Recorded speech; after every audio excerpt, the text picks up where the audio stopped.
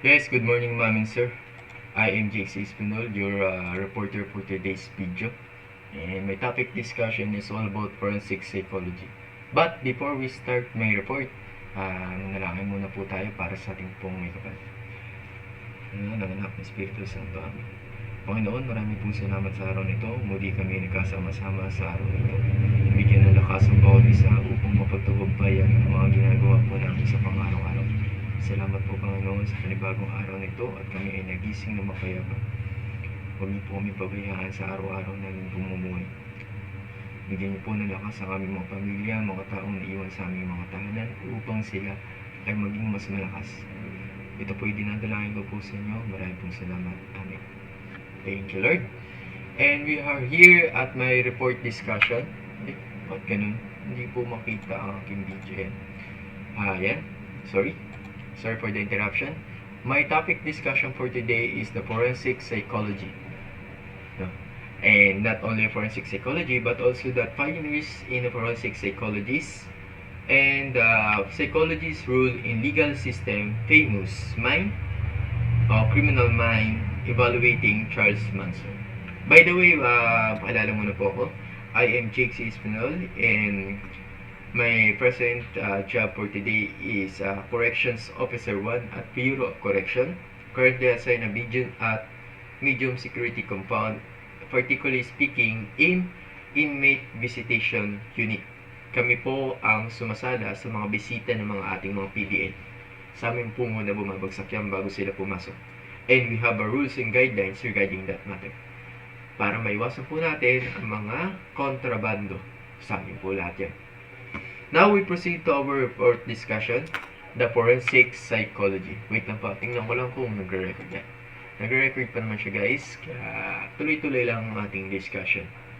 Forensic psychology, reported by, Honorable speaking, myself, JC Espinol. Now we proceed, what is psychology? According to my manuscript, psychology is a field that combines the practice of psychology in the law by utilizing psychological expertise within the justice system. Forensic psychology may encompass evaluating competency to stand trial, making sentencing recommendation, offering expert testimony, performing child custody evaluation, participating in a jury selection, and providing psychotherapy to criminal offenders. So, forensic psychology has a big impact in our society, not also in crime investigation, but also in a private sector. Tandaan po natin na hindi lang ang forensic psychology ay hindi lang pinag-aaralan kung ano ba yung iniisip ng isang tao, but also in a private. Kung gusto nating malaman kung meron bang problema sa atin, kung gusto nating malaman o ma-evaluate yung sarili natin, kung meron bang problema. Diba? And like a lot of forensic psychologists give an advice to the people that need an attention. No? And like I said in a forensic psychology, this is the common job that the rules in forensic psychology. For example, number one rules is the sinabi po natin, competency evaluation. If the offender of the suspect in the criminal court na tinatawag natin sa court natin, kung ang isang forensic psychology, he give an expert testimony regarding the issue of the offender. Sila po ang nag-i-evaluate kung ang isang tao ay may kakayahan na magsabi ng katotohanan sa gitna ng Korte Suprema natin. Sila po ang nag-evaluate regarding that matter. And also in a sentencing recommendation. Bakit po kailangan ng sentencing recommendation ng isang forensic psychologist? Dito po kasi malalaman kung ang judge po kasi natin, humingi rin talaga sila advice regarding the psychological status of the person. No? Kasi in terms of that matter, nalalaman po natin kung ano ba yung tamang rehabilitation doon sa offender na yun. And also, evaluation of the risk of or offending. Evaluate po natin kung saan po dapat ilagay. Doon sa sentencing recommendation, halos magkapatid sila. Evaluation of the risk offending. Saan po ba natin nilalagay? No? Yung tinatawag nating kapag na-sentensya na siya, no?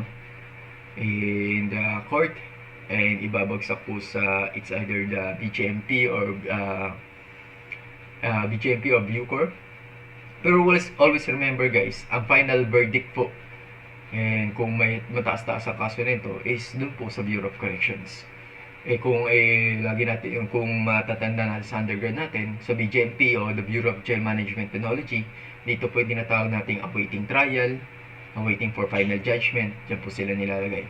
Pero kung nagkaroon ng final conviction or final verdict ang ating judges regarding the case of the offender party, sa amin po ang bagsak niyan. No?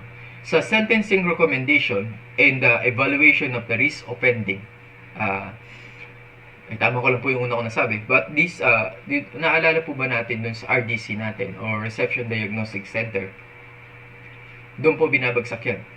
Nagkakaroon po ng evaluation regarding that matter. The 60 days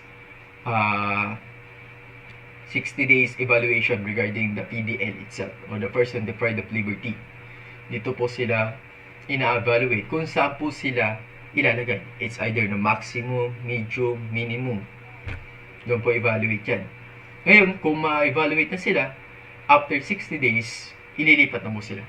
Pero honestly speaking po, upon our interview o upon dun sa nag-conduct ng seminar namin and also a commission officer, meron po mga chances na kapag merong mga tinatawag natin skills ang ating mga PDL o person deprived of liberty, ay binibigyan sila ng pagkakataon na manatili dun sa RDC para gamitin yung mga skills nila. O kung ayaw naman nila, ililagay sila kung saan sila classified as a PDL o person deprived of liberty. It's either the maximum, medium, or minimum compound. And number, the common job rules. Dito po, mga binabanggit ko mga rules o job na pwedeng gawin ng isang forensic psychologist o forensic psychology. Number 4 is the testimony of an expert witness. Yes guys, yes mga ma'am and sir. It's very important to forensic psychology in terms of expert testimony. Malaga po ang testimonya nila in terms of court. No? Kasi dito po, like I said, may kanya-kanya pong expertise. Meron pa tayong forensic ballistician o forensic ballistics. Meron tayong mga fingerprint examination expert, document examination expert. But in terms of my report, is also a forensic psychologist expert. Why do you need a forensic psychologist expert in terms of the court testimony? Napakalaga po ng kanilang role in our society. Because of that matter, they can connive in the investigation process. Kailangan po nating malaman kung ano ba yung kailangan nating ibigay na tamang atensyon doon sa investigation itself. Number 5 is the child custody evaluation. Why do we need to conduct a forensic psychologist evaluation in a child? According to our karamihan po kasi dito, yung tinatawag nating violence against women and children, so RA 9262, we need to evaluate the capacity of a child if he or she na nakatanggap po ng abuse dun. It's either a parent or environment. We need to conduct an evaluation so that if the parents cannot afford to protect their child, they recommend in DSWD, no? O sa ating Department of Social Welfare Development. Kung hindi naman talaga kaya ng mga parents sa pangalagaan ng kanilang mga anak, yan po ang ating mga forensic psychologists nagkakaroon na evaluation o recommendation to DSWD kapag hindi na kaya. No? Kasi nga po, kapag gumawa ng crime ang isang bata, hindi naman dito sa Pilipinas, hindi basta-basta nakulong, diba? We have an age, ano ba yun? Tinatawag natin, age bracket. Yung, alam ko pinapababa po yung age regarding the criminal liability. Age criminal liability ng isang bata. Sa ibang bansa po kasi, 15 pababa, kinukulong na. Pero hindi yan sinasama doon sa normal o normal na process. Meron po silang tinatawag natin, kaya nga tinatawag natin minsan yan, the Child Conflict of the Law, o the CLIC ba yun? Child Conflict with the Law. Yan po yung ano nila. Yun, iba yung at the time na sila ay nasa tamang age na, tsaka lang sila ilalagay doon kung anong sentences na nararapat sa kanila. Hindi ko sinabing hindi sila nakakulong, guys, no? Pero doon sa ating pinag-aralan, there have a process. It's either DSWD or yung tinatawag nating yan. Doon sila ilalagay. And the time na tumungtong na sila sa tamang edad, ay doon na po sila ilalagay sa tamang proseso. Kaya nga dapat we need to evaluate our child or kung mayroon kayong mga anak sa buhay, we need to teach them how to good citizen in our country. And also, in academic research on criminology, napakalaki po ng tulong ng forensic psychology in terms of that matter. Why? Because in academic research, if we can do or we can magkaambag tayo regarding the study of forensic psychology, napakalaking tulong po nito. Why? Because in crime evolved, very dynamic changes. Nandiyan po. Kung ang investigator ay nag-aaral kung paano niya ireresolba ang crime, ang ating mga criminal po ay nag-aaral din kung paano ba nila gumawa ng crime na tinatawag natin.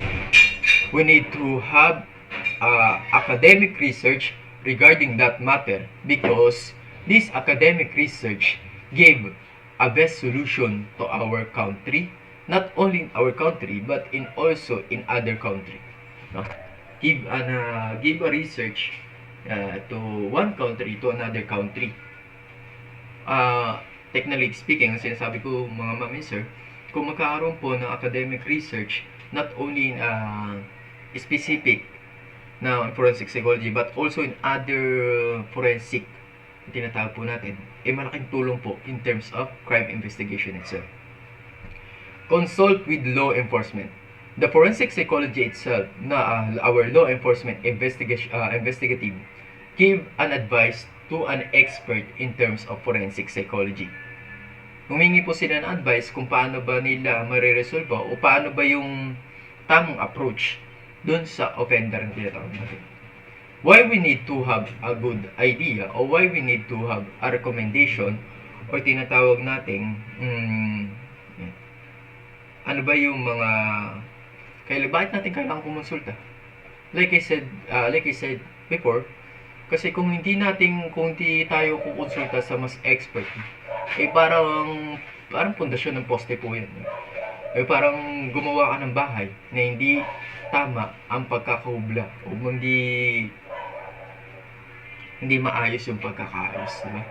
Kasi sa poste, kailangan natin mga bakal yan. Kung nagbuhos ka lang na wala namang bakal, mawawasak po yung bahay. Ganon din po dun sa pagkonsulta. Kung hindi tayo marunong kumonsulta sa tamang dun sa taong alam na alam po yung trabaho na to, magkakaroon ng problema. Imbis na makatulong tayo in terms of crime investigation itself, baka yung investigation natin ay magkaroon pa ng latak. Ayaw po natin yun regarding that matter. Not in also in law enforcement, particularly speaking our Philippine National Police, but also in other law enforcement agencies. Kasi hindi lang naman po silang gumagalaw regarding our crime investigation itself. But also in the correction po, we conduct yung sinabi ko kanina sa RDC, they conduct an evaluation kung saan po dapat ilagay ang ating mga offender. And also, we have the treatment of criminal offender. Yan po, papasok na kung ano ba yung tamang rehabilitation program in terms of our offenders. Kasi nga pag natapos na sila, back to community. Paano sila matatanggap ng community kung hindi pa sila fully developed, rehabilitate, or reform? In our, hindi ko naman po sa pinagmamalaki sa amin, kasi nandito ako. Pero we do our best, or we do our part as a corrections officer 1, or correction officers in a Bureau of Correction, to rehabilitate all offenders. No? Kung hindi natin sila i-rehabilitate ng maayos, pagdating pag-back ng community nila, mas mahirapan yun. Sinasabi nga nila, di ba, in our study, sinasabi corrections is the weakest pillar in a criminal justice system. Pero tandaan po natin, the corrections give a foundation to all PDL. Binibigyan po ng tamang pagtrato, binibigyan po ng tamang rehabilitation program or reformation. Ang mahirap lang po yung pagtanggap ng ating community. Why? Because lagi po nilang isipin, ay, ex-convict yan. Ay, ano yan, mamamatay tao yan. Ay, rapist yan. Kung hindi po kayang tanggapin ng ating community ang ating mga PDL, that's the reason why all PDL back to our guidance. Kasi hindi kayang tanggapin ng community. Diba? Kaya nga po tayo nag-aaral. Kaya nga po binibigyan natin ng public awareness our community to ensure that the person deprived of liberty can regain their right to live in normal society. Okay, we proceed. Provide psychological services to inmate and offenders. Inmate and offenders. Treatment po, ayan. Provide psychological. Ano ba yung status? Ano ba yung dapat nating ibigay sa kanila? Trial consultant who help with jury selection witness. Yan. Sa jury po karamihan po kasi dito is sa ibang bansa, no? Sa court, in terms of that matter, magkakaiba po kasi tayo ng ating tinatawag na yung parasis. They have a jury. Yung jury po, yun yung kumbaga, merong mga expert dito. Nagbibigay sila ng kanilang mga testimony o kanilang mga suggestion regarding the case itself. Preparation of legal strategies. Dito po sa preparation ng legal strategies na tinatawag natin, kung ano ba yung kaso, kung ano ba yung dapat nating ibigay dun sa kaso na yun. It's very important to know. And also, in design and correctional program. In a forensic psychology, we design rehabilitation, reformation regarding the case of the PDL, or person deprived of liberty. We need to know what is the right term, or what is the term that we use in that matter. Now, I present to you guys, mga mate o mga sir, a short video regarding the forensic psychologist. It's very helpful.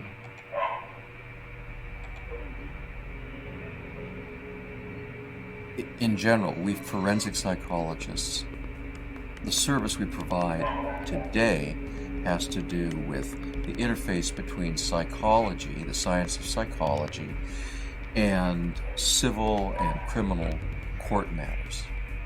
There are people who focus specifically, say, on family law issues. So there are forensic psychologists who do child custody studies and make recommendations to the court regarding which parent in a divorce ought to have custody of the child. In my field of criminal forensic psychology, mainly what we do is advise the courts and law enforcement agencies at various points in the process of investigating a crime, identifying who committed the crime, making an arrest, determining their state of mind at the time they committed the crime, then moving into trial, talking about any psychological issues that related to their criminal conduct. There are psychologists who do the hands-on practical end of things like myself. There are psychologists who strictly do research. The main difference is the researchers are looking at the kind of work we do and helping us do it better. They're developing tests and protocols that help us identify, for example, psychopaths. Some years ago, there was a case in Benton County where a young woman in her 20s was kidnapped from the OSU campus and just disappeared. Sexual psychopaths are predators, they're hunters. That's what it's all about, the thrill of the hunt. They always remember where they put the bodies. As a consultant to that county, I helped identify who the offender was, helped them locate him. He was brought in, helped them put the case together, helped them convince him to take a plea agreement, and followed him all the way into the prison system. Anybody getting into this field needs to expect that. You're held to a very high academic standard. There is so much specialization. There are graduate schools that provide doctoral programs, graduate programs in forensic psychology, so you'd be well advised to attend one of those. The most challenging aspect of forensic psychology probably is the courtroom work, because by definition it's adversarial. You don't just get up and lecture. There's going to be somebody intent on making you look bad, discrediting what you're saying, typically trying to discredit you. That's challenging. We, more than virtually anybody, know what a jungle it is out there and how scary our world is. And so I basically go about my life a lot different than most of the people I know, because I see the threats they don't. The most rewarding aspects of the job for me are basically helping the criminal justice system get it right. The judges and the juries make the decisions, but the information I provide help them inform those decisions. Helping people get closure. I'm looking at the victims of these offenses, and actually at times being the person who helps structure the treatment and management of these people to reduce their level of dangerousness in the future.